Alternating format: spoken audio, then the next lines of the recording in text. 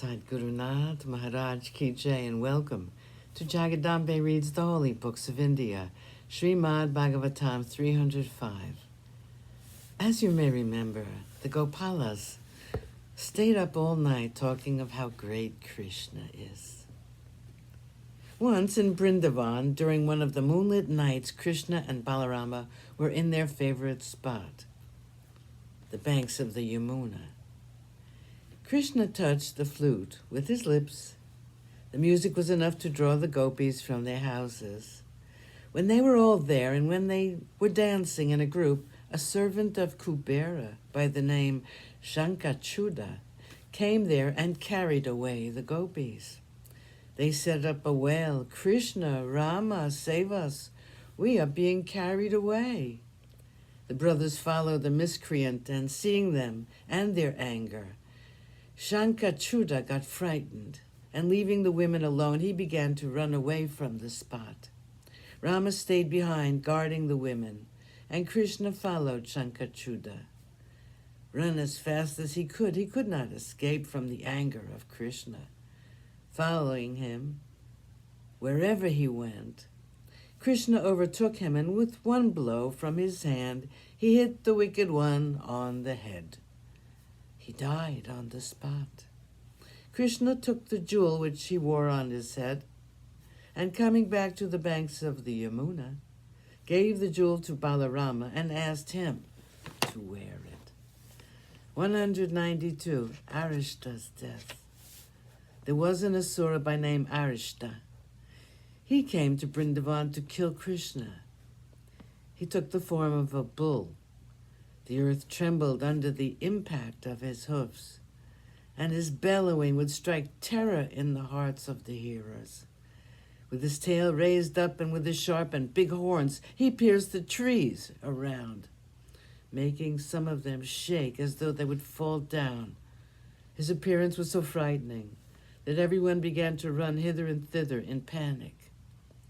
As was their custom, they rushed to Krishna and told him about this newcomer.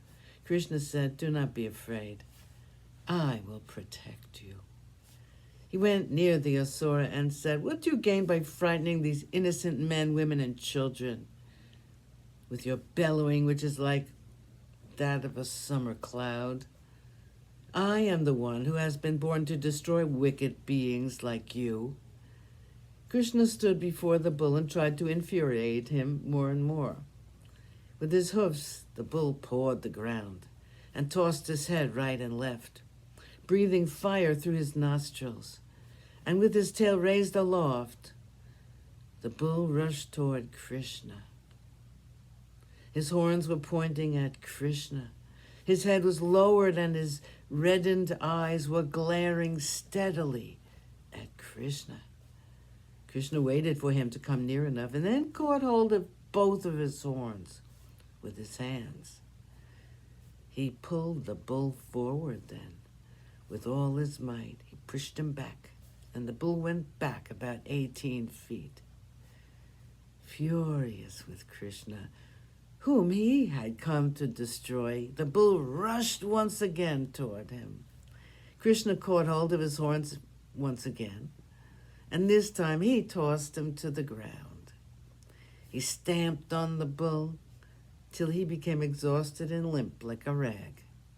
He pulled out a horn with great force, and with that horn beat the bull. The asura struggled for a few moments, and then, spitting blood, he lay dead. There was great rejoicing in Vrindavan when Krishna, with his form covered by dust and drops of blood, which had spurted from the dying Arishta, entered the streets of Vrindavan, which had been lined with the Gopalas and gopis. They had been watching the fight with such tense faces. 193. Once again, Narada visits Kamsa. Narada, the divine sage, knew that with the killing of Arishta, almost all the Myrmidons of Kamsa had been destroyed. He knew that the end of Kamsa was drawing near. Narada decided to precipitate matters and hasten the end. Sadgurunath Maharaj Ki Jai. Thank you for coming. I hope you come again.